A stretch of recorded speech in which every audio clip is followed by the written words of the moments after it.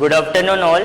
Today we are going to discuss the various practical on pneumatic circuit, as we already study the practicals of hydraulic circuit, where we see the different types of actuators, different types of control valve and different types of flow control valve. Same way in our pneumatic circuit, same practical are performed over this training kit, but the working medium is pressurized air instead of pressurized oil. Therefore, this training kit considered as a pneumatic training kit. The different component of our pneumatic training kits are: number one is our compressor. Here we can see the compressor. This compressor having the capacity of 8 bar, and this one is the multi-stage compressor, and from this compressor we are getting up the pressurized air. Next part to the another component of our pneumatic circuit, that one is the FRL unit, filter regulator and lubrication unit. You can see here the FRL unit. From FRL unit, the pressurized air pass to different types of control valves, and different type of control valves are categorized into three parts: direction control valve, flow control valves and pressure control valve. So these two are the direction control valves are here manually operated. One is the pedal operated direction control valve that we are studied in our theory. This one is the hand operated direction control valve. Another direction control valve is here, that is the solenoid operated direction control valve. These three are the direction control valves are given here. Same way we have a different type of actuators over here. For reciprocating motion we have a double acting cylinder. For reciprocating motion we have a single acting cylinder, spring rotated, and for circular motion we have a rotary actuator over here in this training kit. And to control the flow and to control the speed of actuator, we have flow control valve, variable type flow control valve and variable type flow control valve with check valve. So these are the important component of our pneumatic training kit. Different types of control valve. Here we see a different type of direction control valve, 1, 2, 3.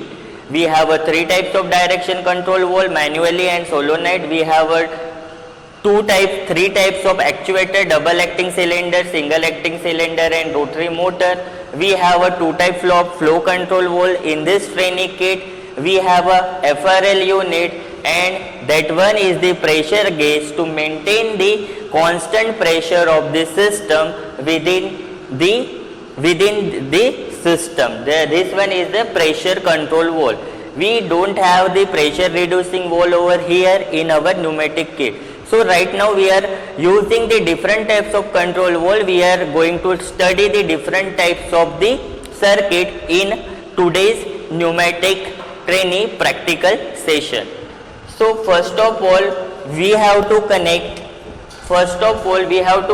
our compressor to FRL unit, and from FRL unit we get a pressure and pure air, and that pure air, pressurized pure air, we can using in our pneumatic system. So from FRL unit you can attach the FRL unit to various types of direction control valve. You may use according to application hand operated direction control valve, or pedal operated direction control valve, or solenoid operated direction control valve. That depends upon the application. So first of all we are going to see the working of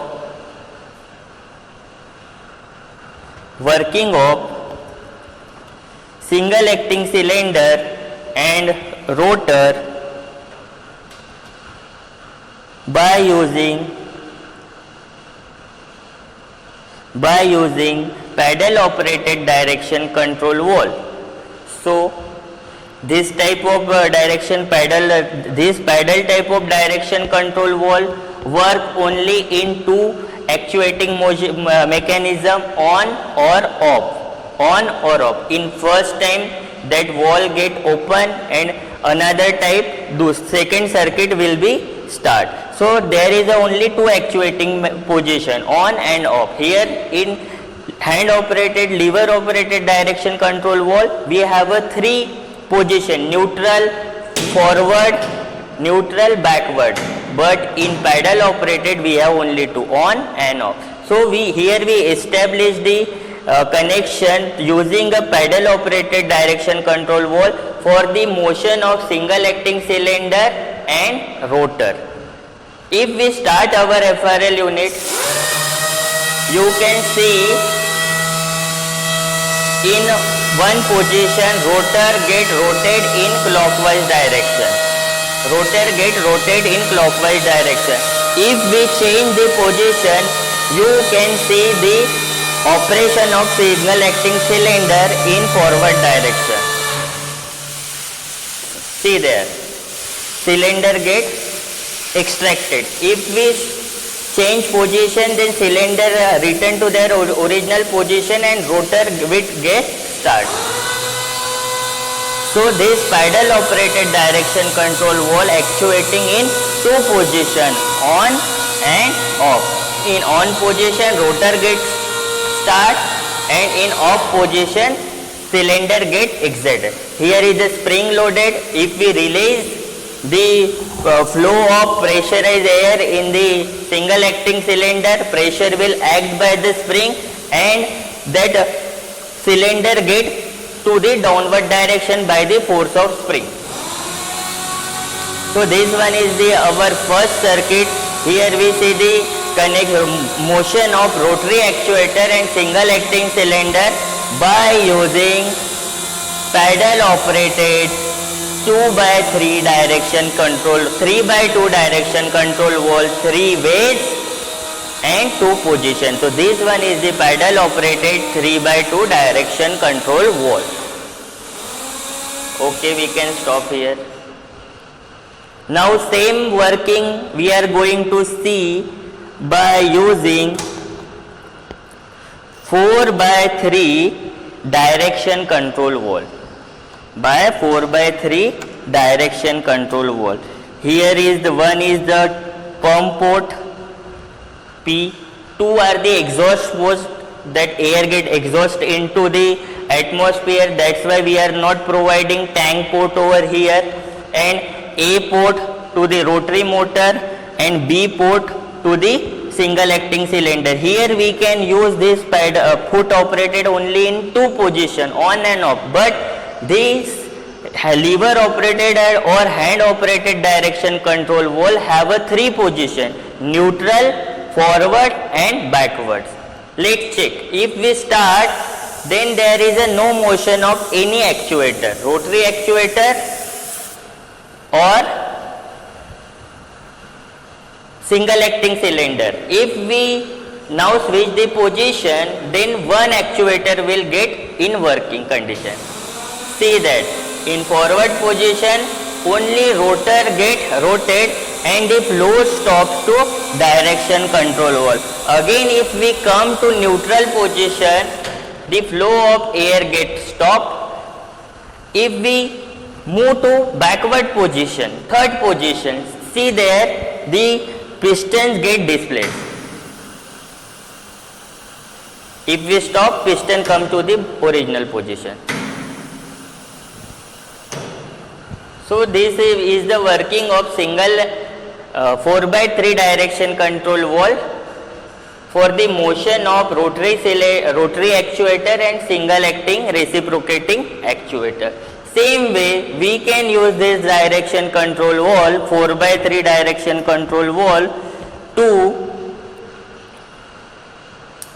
control the motion of double actuating cylinder. This from FRL unit. From FRL unit, connection is provided to 4x3 direction control valve. P port, from P port to we provided connection A to A and B to B. This connection is for forward motion and this connection is for backward motion. Again, if we start the flow of pressurized air, in neutral position there is a no motion. If we change to forward motion will take place. If we come to neutral, then stop. If we change to backward position, backward motion is there. See, in neutral there is no motion, and if we change to forward connection is there. Neutral position, no motion. In backward, neutral, air gets start flow to this port and pump get to backward position. In forward, air gets start to this port and forward motion is take place. So this is the working of double acting cylinder by using the 4/3 direction control valve. So if now we see the working of double acting cylinder, but sometimes we have to control the speed of actuator while performing a forward operation or while performing the backward operation.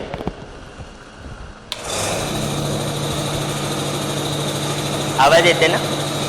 So in this case, if we want to control the speed of actuator, we have to use flow control valve for the speed controlation.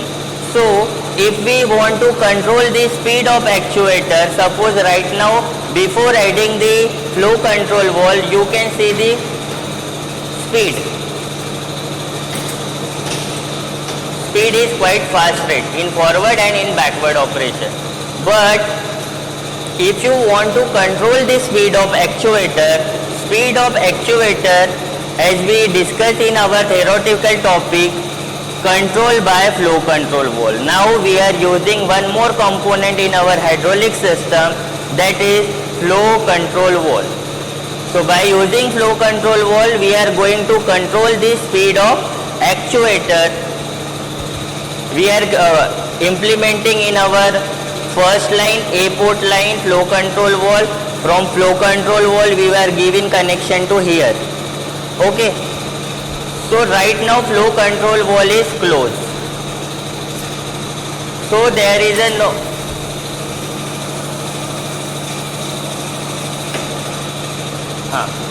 Right now here flow control valve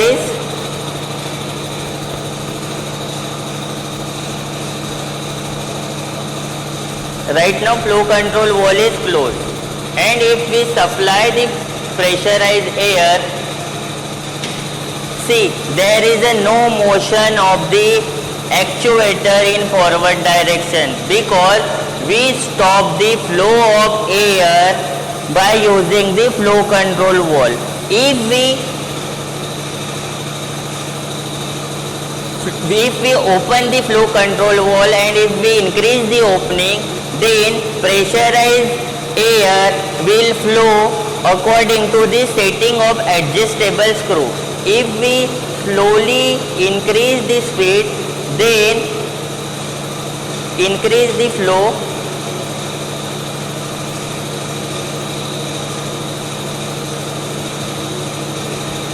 you can see the movement of the actuator. See here.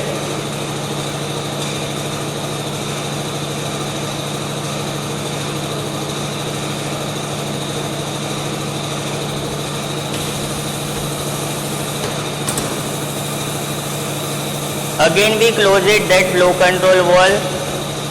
Now opening the flow rate.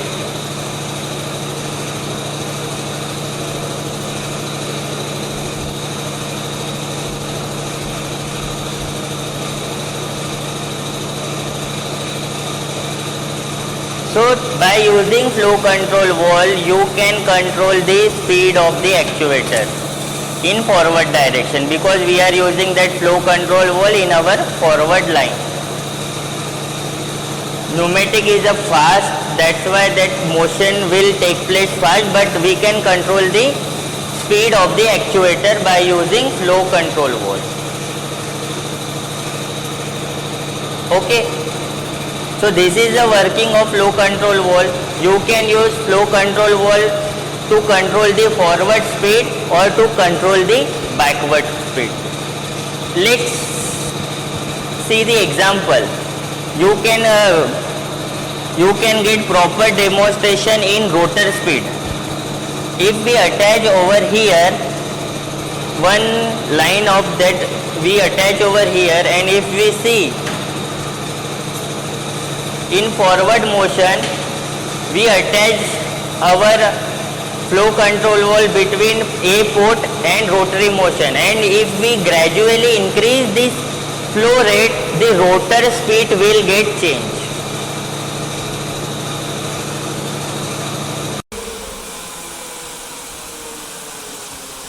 See, speed get reduced, and if we increase the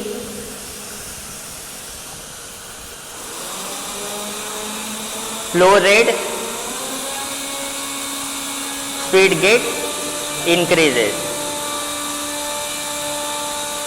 And if we close the flow control valve, now instead of using our hand operated, pedal operated, we are using here solenoid operated direction control valve.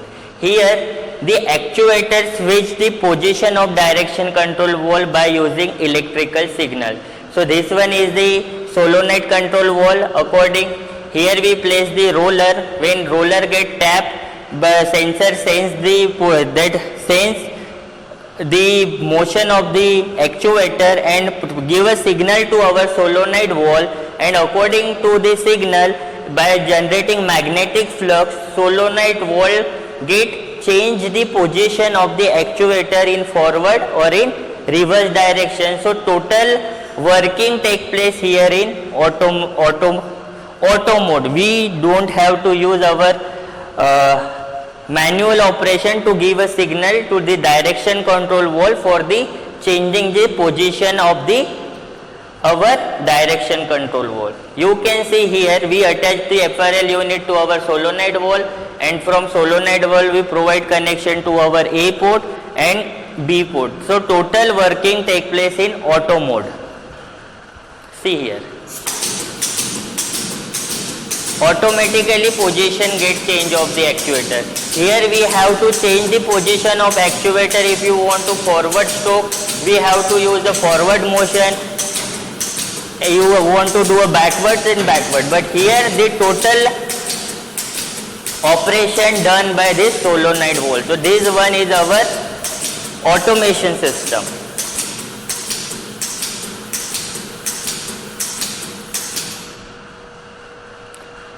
Here one more direction control valve is given, that is a push button operated. That push button operated direction control valve work only in two mode, on and off, like pedal operated direction control valve. Like pedal operated direction control valve, only two position is there, on and off, on and off. Again we provide a connection to the A port and connection to the B port. This one is a 4x2 direction control valve. 4 direction, 2 position. One from compressor, that is P, A, B, and 2 are the exhaust ports are there. The air automatically released to the atmosphere. See there.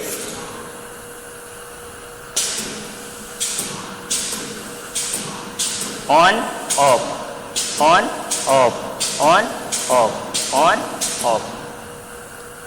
You can use here also.